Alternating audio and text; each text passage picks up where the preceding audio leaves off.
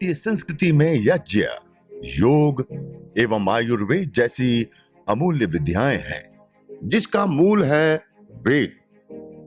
इतिहास की ओर दृष्टि डालें तो भगवान राम, भगवान कृष्ण से लेकर राजा महाराजाओं, ग्रामवासियों व अरण्यवासी ऋषियों की कुटियों तक नित्य व नैमित्तिक यज्ञों का प्रचलन देखने को मिलता है।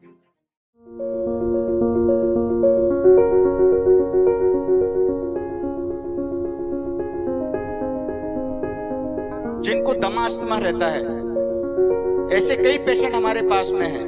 जबकि अस्थमा और दमा वाला जो पेशेंट है वह अगरबत्ती और धुएं से भागता है, वो सहन ही नहीं कर पाता, उसे तकलीफ होने लगती है, सांस फूलने लगती है उसकी। लेकिन यज्ञ के धुएं से यज्ञ करने तक, शुरुआत से लेकर एंड तक उन्होंने पूरा यज्ञ करते हैं। और आज वो कम 85% उनके पंप छूट गए, जो दमास्थमा के जो उनके पंप थे वो भी छूट गए यज्ञ करने से। और वो नियमित रूप से अपने घर में गूगल की ध्वनि आज भी ले रहे हैं और उन्हें पूर्ण लाभ मिल रहा है। हम कई घरों में यज्ञ कराने गए, कई घरों में, और हमने पाया कि दमास्थमा वाला पेशेंट यज्ञ को छोड़कर अंदर घर की ओर भागता है, अंदर रूम की ओर भागता है। बोले नहीं, बाद में चालू करना, पहले हमको अंदर जाने दो। तो हमने उनको बताया कि जब आपको तकलीफ होने लगे तब आप अंदर चले जाना, जब तक तो बैठो। अभी तो हमने कुछ भी जलाया नहीं है, जब जलेगा, धुआं होगा, तब आपको महसूस होगा ऐसा कि चलो कोई बात नहीं, हम तकलीफ हो रही है तो आप अंदर चले जाना। तो हमने ऐसा पाया कि जैसे ही हमने यज्ञ चालू किया, यज्ञ चालू करने के बाद में जैसे हमने घी की उसमें आहुति चालू की, और वो व्यक्ति पूरा यज्ञ के समय तक बैठा रहा और पूरा लाभ उसे मिला। तो दमा अस्थमा वाले पेशेंट को तो मैं बोलूंगा कि उसे नियमित रूप से यज्ञ करना चाहिए।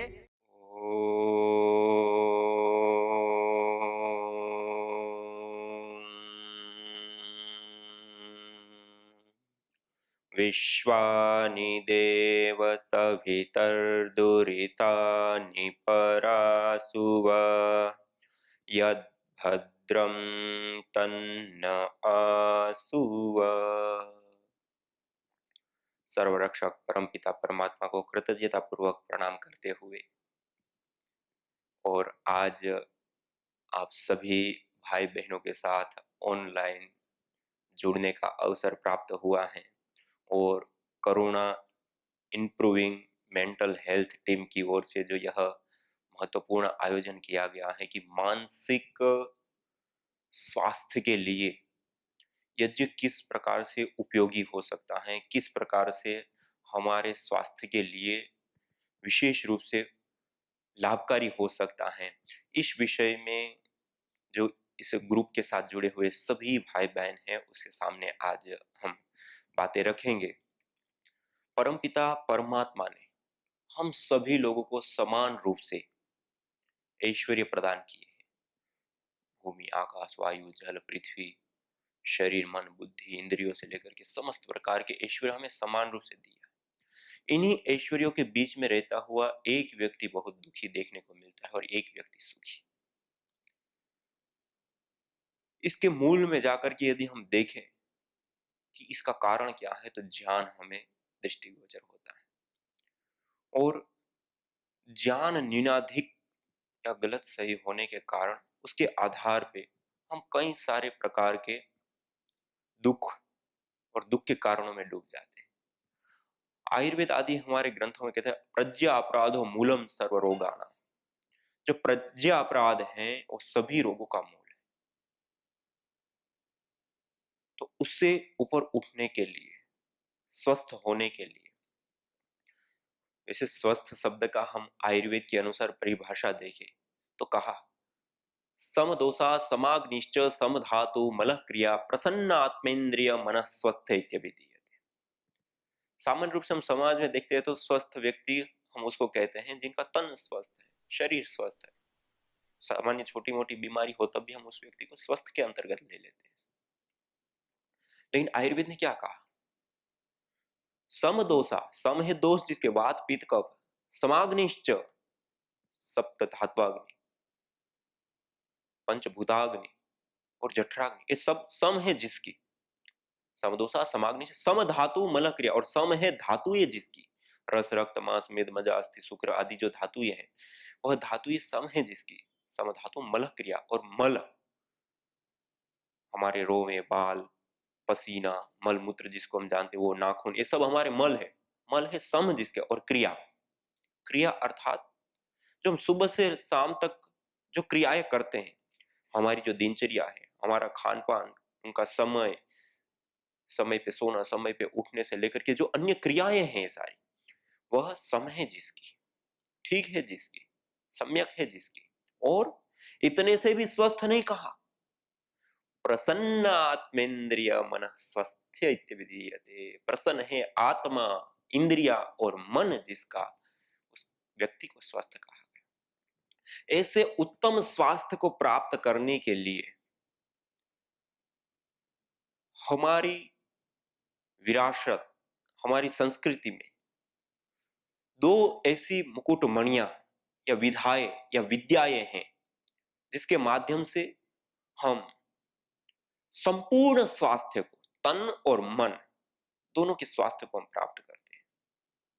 वह विधाएं और विद्याएं हैं यज्ञ एवं योग।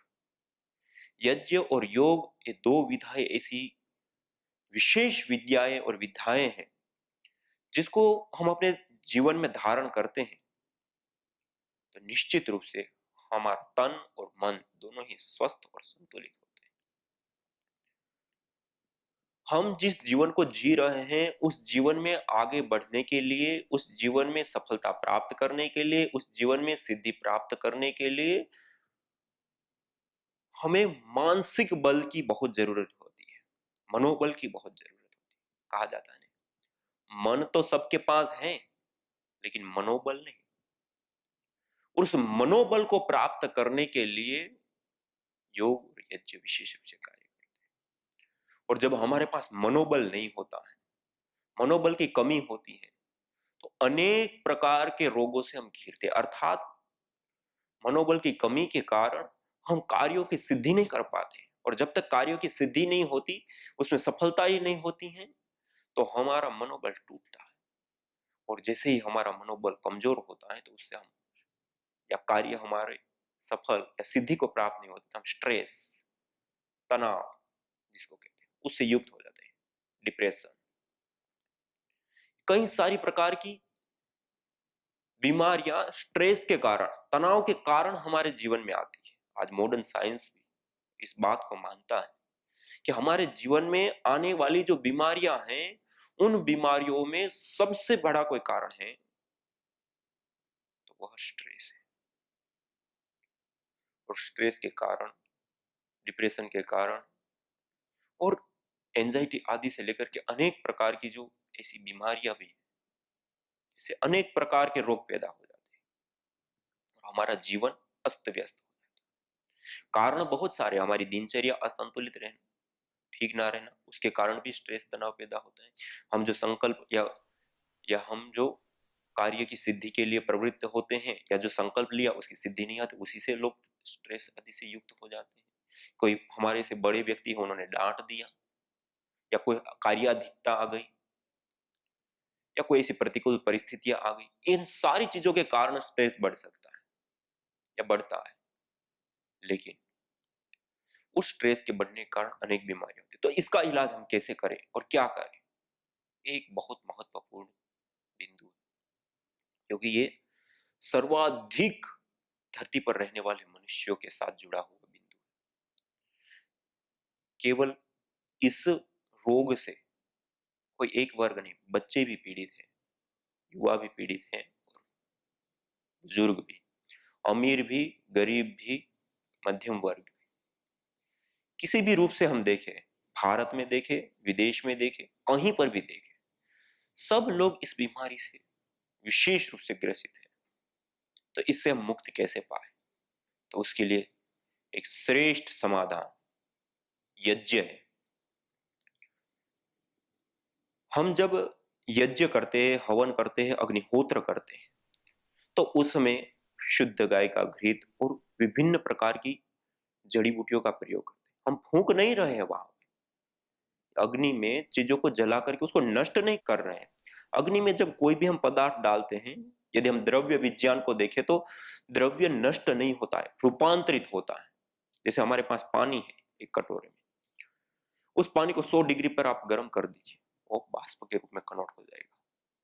अब वो कटोरे में पानी नहीं रहेगा, उस पात्र के अंदर अब पानी नहीं रहेगा, आपको नहीं, पहले दिखाई दे रहा था अब नहीं दिखाई देगा। उसका मतलब ये नहीं है कि नष्ट हो गया। और हम व्यवहार में भी क्या कहते हैं, बाष्प बन गया, वो नष्ट नहीं हुआ। जैसे हम पानी को कहते हैं कि नष्ट नहीं, अभी तो रूपांतरित बाष्प के रूप में हो गया, ऐसे ही धरती पर जितने भी पदार्थ है वो सारे के सारे पदार्थ रूपांतरित होते हैं, नष्ट नहीं होते। तो हम जब अग्नि में विभिन्न प्रकार की औषधियां और घृत आदि को आहूत करते हैं तो वो भी रूपांतरित होते हैं, गैस फॉर्म में, पार्टिकल में, एनर्जी में, ऊर्जा में रूपांतरित हो जाते हैं। जैसे हम घी को ही लें तो घी को जब हम 1 ग्राम यदि घी को हम अग्नि में डालते हैं तो वो 1864 गुना गैस फॉर्म में कन्वर्ट हो जाता है। आप विचार कीजिए कितनी बड़ी मात्रा में वो बढ़ गया। ये है एक नैनो टेक्नोलॉजी, पदार्थों को अग्नि के संपर्क में ला करके उसको तोड़ करके उसको अनंत गुना बढ़ाना। और नैनो टेक्नोलॉजी का हम आज वर्तमान में प्रयोग करते हैं, उसकी विशेषताएं क्या होती हैं? एक तो जो भी पदार्थ है वो हल्का हो जाएगा, छोटा हो जाएगा, उसकी मजबूती बढ़ जाएगी, उसका टिकाऊपन बढ़ जाता है। इन सारी चीजों को बढ़ाता है नैनो टेक्नोलॉजी। इसलिए आज पुल आदि के निर्माणों से लेकर के अलग अलग जगहों पे जो स्टील के सरिये प्रयोग किया जाता है, अन्य चीज जो नैनो टेक्नोलॉजी के आधार पे किए जाते हैं, वो हल्के भी होते हैं, छोटे भी होते हैं, लेकिन वो वजन उठाने में सबसे ज्यादा ताकतवर होते हैं और टिकाऊ भी होते हैं। तो ऐसे ही जैसे नैनो टेक्नोलॉजी का हम अलग अलग जगह प्रयोग लेते हैं, वैसे ही यज्ञ में अग्नि, धरती पर जितने भी पदार्थ पाए जाते हैं उन पदार्थों में सबसे सूक्ष्म से सूक्ष्मतम और सूक्ष्मतर पदार्थ है। अग्नि के संपर्क में जो भी पदार्थ आता है वो पदार्थ अपने जैसा बने, अंगम नयति इति अग्नि कहा। अग्नि के संपर्क में जो पदार्थ आता है उसको अपने जैसा बना लेता है, अर्थात सूक्ष्म से सूक्ष्मतम और सूक्ष्मतर बना लेता है। और जो पदार्थ जितना सूक्ष्म होता है उतना ही ज्यादा वो शक्तिशाली होता है, ऊर्जावान होता है, और उसका प्रभाव उतना ही ज्यादा होता है। तो हम जब जड़ी बूटियां आदि अग्नि में डालते हैं तो वो कन्वर्ट हो जाते हैं गैस फॉर्म आदि में टूट करके। जब वह गैस फॉर्म में आ जाते हैं तो उसके अंदर कई सारे प्रकार के एरोमेटिक ऑयल्स होते हैं, अर्थात जो हम जड़ी बूटियां डाल रहे हैं, घी डाल रहे हैं, वो सारा कन्वर्ट होकर के उस वायुमंडल के अंदर आ जाता है। जब हम उसमें श्वास लेते हैं तो श्वास लेने से वो सीधा ही हमारे मस्तिष्क से संबंधित जो ग्रंथियां है, पिट्यूटरी ग्लैंड आदि, उसको सीधा प्रभावित करता है, सीधा उसके ऊपर इफेक्ट डालता है। और सेकंड के कुछ ही काल के अंतर्गत जो ये ग्रंथियां केमिकल्स बनाती है, हार्मोन्स बनाती है, उसमें चेंज ला देती है। इसलिए जैसे कहा ना, सुगंधी और दुर्गंधी, 2 प्रकार की गंध होती है। सुगंधी लेते हैं तो उसे गुड हार्मोन्स बनते हैं, दुर्गंध आती है तो उससे हमारा मन खीन होता है, बेड हार्मोन्स बनते हैं उससे हमारा मन खीन होता है। और जो हार्मोन्स बनते हैं, गुड या बेड, दोनों प्रकार के हार्मोन्स बनते हैं। अच्छे विचार, अच्छी फीलिंग, अच्छा संगीत, अच्छी सुगंध, इन चीजों से अच्छे हार्मोन्स बनते हैं। और अच्छे हार्मोन्स बनते हैं वो सेकंड के कुछ काल में ही वो बन करके रक्त में घुल करके पूरे शरीर में घुल जाते हैं, बहुत कम काल में ही। और ऐसे ही गलत विचार, गलत संगीत या बाहर की आवाज अलग अलग प्रकार की, या इसी प्रकार से दुर्गंध को लेने से वो हार्मोन्स बेड बनते हैं और वो हमें स्ट्रेस, तनाव, चिड़चिड़ापन, डिप्रेशन से लेकर के अनेक प्रकार की बीमारियां देने वाले। इसी को यदि साइंस की भाषा में बोले तो प्रोलेटिन, कार्टिसोल, एसीटीएस, ये केमिकल के नाम है, हार्मोन्स के नाम है। ये जब बढ़ जाते हैं तो उससे स्ट्रेस, तनाव, डिप्रेशन, ये चीजें बढ़ती है और हमारे शरीर की हानि होती है। इसी प्रकार जब गुड हार्मोन्स बनते हैं तो बीटा इंडोरफिन और इनकेफिनिल आदि जो केमिकल है या हार्मोन्स है वो बढ़ जाते हैं। जब हम यज्ञ करते हैं तो उससे हमें सूरभि, सुगंधी मिलती है। और उसमें जैसे श्वेत चंदन है, जावित्री है, जायफल है, इलायची है, लौंग है, या वच है, कूट है, और भी बहुत सारी प्रकार की ऐसी जड़ी बूटियां जिसका हम यज्ञ में विशेष रूप से प्रयोग करते हैं, उन जड़ी बूटियों को डाल दे। जैसे श्वेत चंदन को ही हम ले तो श्वेत चंदन के अंदर विशेष रूप से ऐसे तत्व होते हैं जो हमारे मानसिक संतुलन को बनाते हैं। उसके अंदर जो तत्व है उसको हमने जलाया तो वो जलाने से वायु के अंदर आ गया। जैसे ही वो वायु के अंदर आए उसको श्वास के माध्यम से हम अपने भीतर धारण कर लेते हैं, अपने भीतर हम ले जाते हैं और जैसे ही वो अंदर जाते हैं हमारे गुड हार्मोन्स बनते हैं और जो गुड हार्मोन्स बनते हैं उससे सेकंड के कुछ ही हिस्सों में हमारी चिकित्सा होने लगती है। इसलिए कहा जाता है एरोमा थेरेपी स्ट्रेस मैनेजमेंट के लिए या मानसिक संतुलन के लिए सबसे उत्तम चिकित्सा पद्धति है। इसलिए गुलाब की सुगंध है, चंदन की सुगंध है, ये सारी सुगंध है। वैसे ही वो पदार्थ शीतल होते हैं, उसकी जो गंध लेते हैं तो उस गंध से हमारा मन शांत होने लगता है। जिस प्रकार से हम वर्तमान में चिकित्सा पद्धतियों का प्रयोग ले रहे हैं, आज स्ट्रेस और डिप्रेशन आदि के लिए अनेकों प्रकार की दवाइयां खाई जाती है, अनेक प्रकार की दवाएं दी जाती है और पता नहीं हजारों करोड़ का कारोबार है। लेकिन आज स्ट्रेस, तनाव, ये चीजें दिन प्रतिदिन बढ़ रही है और उसके कारण होने वाली कॉम्प्लिकेशन और उससे संबंधित रोग बहुत बड़ी मात्रा में बढ़ रहे हैं। तो इससे हमारा बचाव कैसे हो और इससे हम अपने जीवन में निजात कैसे पाए, तो उसके लिए एक सबसे सरल उपाय है हमारे पास। हम अपने जीवन में अग्निहोत्र को, यज्ञ को अपनाएं। हम जब अग्निहोत्र को, यज्ञ को अपनाते हैं तो सबसे पहला हमें जो गुड हार्मोन्स मिलने हैं वो शुरू हो जाते हैं, अर्थात हम जड़ी बूटियों का प्रयोग करते तो गुड हार्मोन्स बनने के कारण एरोमा थेरेपी हमारी होती है और उससे हम ठीक होते हैं, इन चीजों से मुक्ति पाते हैं। और समाज में भी और हमारी संस्कृति में भी यज्ञ को मानसिक शांति को देने का सबसे बड़ा जरिया माना जाता है और वास्तव में वैसा ही है। और हमने भी अपने जीवन में और अपने हाथों से हमने देखा कई सारे ऐसे लोग जो ज्यादा टीवी देखते हैं, ज्यादा लैपटॉप मोबाइल के ऊपर रहते हैं या जो ज्यादा मानसिक रूप से कार्य करते हैं, तो उन लोगों के जीवन में हम देखें तो बहुत सारा असंतुलन हो जाता है, मतलब चिड़चिड़ापन आ जाता है। छोटी छोटी बातों में ही वो झगड़ा कर देते हैं, धैर्य नहीं रख पाते या इस प्रकार की अनेक प्रकार की समस्याओं से वो घिर जाते हैं। तो उन चीजों से ऊपर उठने के लिए हम यदि यज्ञ करते हैं तो उसे गुड हार्मोन्स बनेंगे, चिड़चिड़ापन, स्ट्रेस, तनाव आदि दूर होते हैं। और कई परिवारों को हमने देखा है, परिवारों के अंदर जो क्लेश, झगड़े या आपस में जो कलह है, जब उसके घर में प्रतिदिन यज्ञ होने लगा तो यज्ञ हुआ तो वो वायुमंडल पवित्र हो गया, सुगंधित हो गया, सुरभि से युक्त हो गया।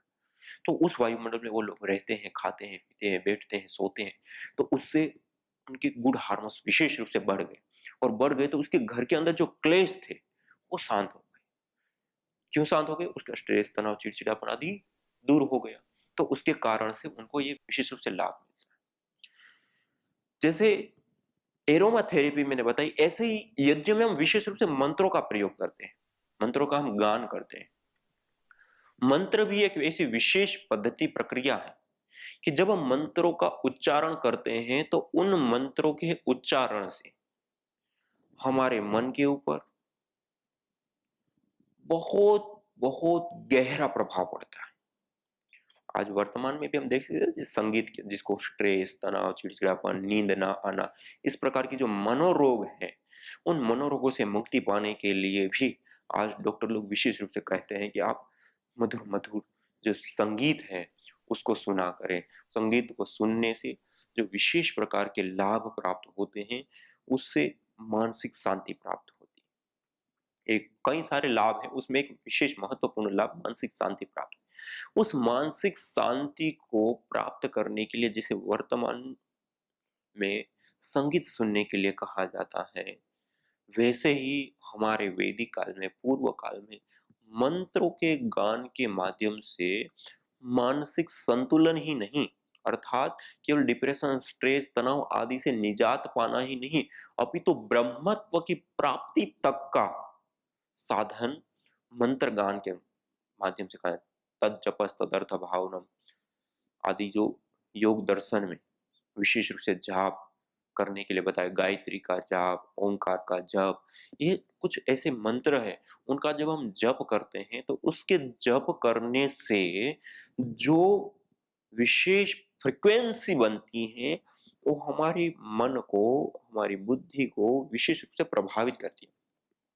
आज तो मॉडर्न साइंस में भी बहुत सारी प्रकार की ऐसी पद्धतियां, प्रक्रियाएं आ चुकी हैं और परीक्षण के माध्यम से भी ये सिद्ध कर चुके हैं कि यदि हम गायत्री मंत्र का उच्चारण करते हैं तो गायत्री मंत्र के उच्चारण से 1,10,000 वेव्स पैदा होती है हर एक सेकेंड में। उसको 110 हर्ट्ज बोला जाता है और उस फ्रीक्वेंसी विशेष वाले वायुमंडल में उस स्थान पे रहने से या उसका उच्चारण करते हैं तो उससे हमारे मन, मस्तिष्क और जो हमारे उतक है उसके ऊपर ऐसा प्रभाव पड़ता है कि उसका जो संरचनात्मक जो ढांचा है वो पूरी तरह से चेंज हो जाता है। और उसके लिए परीक्षण के लिए कई सारे अलग अलग एक्सपेरिमेंट करे गए। हम अपने सामने पात्र में, गिलास में पानी रखें, पानी को सामने रखते हुए हम गायत्री मंत्र का उच्चारण करें और उसके बाद उस पानी के क्रिस्टल को यदि हम देखें तो बहुत मतलब अच्छे बन जाते हैं। इसी प्रकार पानी को रख के जो अपशब्द है उसको बोलते हैं तो उसके जो क्रिस्टल का जो आकार है, उसका जो रंग है, उसका जो प्रकार है वो बिल्कुल भद्दा सा हो जाता है। तो हम जब गायत्री मंत्र का उच्चारण करते हैं तो गायत्री मंत्र के उच्चारण से जो 110 हर्ट्ज की एक विशेष फ्रीक्वेंसी निकलती है, उस फ्रीक्वेंसी से वह जो जल है अर्थात जो उतक है उसके ऊपर जो प्रभाव पड़ता है, उस प्रभाव से उसका जो संरचनात्मक ढांचा है, उसके जो क्रिस्टल है वो बहुत ही गूढ़ और अच्छे बन जाते हैं। तो हमारा जो मस्तिष्क होता है, हमारे मस्तिष्क में 80% पानी होता है और हम जब गायत्री मंत्र का उच्चारण करते हैं तो वह जो उतक है, पानी है, वो प्रभावित होते हैं और उससे विशेष प्रकार का हमें मानस लाभ प्राप्त होता है। फ्रीक्वेंसी, ध्वनि मानसिक लाभों में अति उत्तम श्रेष्ठ रूप में बताया गया। तो हम अपने जीवन में मानसिक रूप से उन्नति प्राप्त करने के लिए, सामान्य आम समाज की मानसिक उन्नति इतनी होती कि हम स्ट्रेस, तनाव, डिप्रेशन से मुक्त रहे, लेकिन हमारा वैदिक साइंस, हमारे ऋषि मुनियों ने मानसिक स्वास्थ्य अर्थात एक ऐसी उत्तम स्थिति को प्राप्त करना, ब्रह्मत्व की स्थिति को प्राप्त करना, यहां तक कि साधना सीधी मंत्रों के माध्यम से बताई। मंत्रों की ध्वनि विशेष को सुनना, ध्वनि विशेष को करना, इसके माध्यम से उसकी जो एक विशेष फ्रीक्वेंसी विशेष है, उस फ्रीक्वेंसी से विशेष रूप से हमें मानसिक शांति, हमारी चित्त की जो वृत्तियां हैं वो शांत होने लगती है, एकाग्र होने लगती है। हम जब गायत्री मंत्र आदि या ओम का जप आदि करते हैं तो उससे विशेष रूप से हमारा मन शांत, एकाग्र होता है, हमारी चित्त की वृत्तियां निरोध होने लगती है और केवल स्ट्रेस, तनाव, चिड़चिड़ापन आदि बीमारियों से मुक्ति पाना ही नहीं, उससे मुक्ति तो होती ही होती है। जैसे कहा, व्याधि, स्त्यान, संशय, प्रमाद, आलस्य, अविरति, भ्रांति, दर्शन, अलब्ध भूमिकत्वानि, अनुस्तत्वानि, चित्त विक्षेपास्ते, ये सारे चित्त के विक्षेप है, अंतराय है।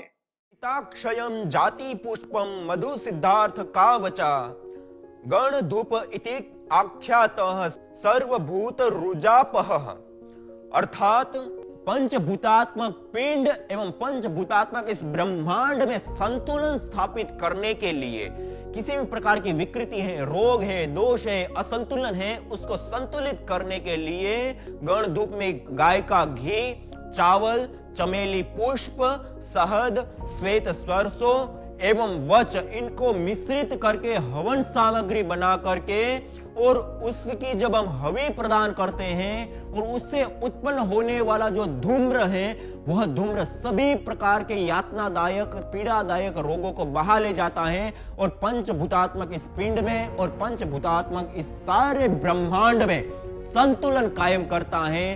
तो आइए हम यज्ञ को अपनाएं। यज्ञ भारतीय संस्कृति का मूल है। तो आइए हम संकल्प लें, संसार के श्रेष्ठतम कर्म यज्ञ को अपनाएं। पिंड और ब्रह्मांड में संतुलन कायम करने वाले यज्ञ को अपने जीवन का अभिन्न अंग बनाएं एवं प्रकृति मां के प्रति अपने ऋणों को अदा करें। विश्व स्वास्थ्य का एक नारा, यज्ञ से होगा जग उजियारा। भारतीय संस्कृति की अमूल्य विरासत यज्ञ की महिमा को जानने हेतु वैदिक चैनल पर प्रतिदिन प्रातः एवं सायं 11:30 बजे यज्ञ महिमा कार्यक्रम से जुड़े। विशेष जानकारी हेतु संपर्क करें। मोबाइल 9068565306।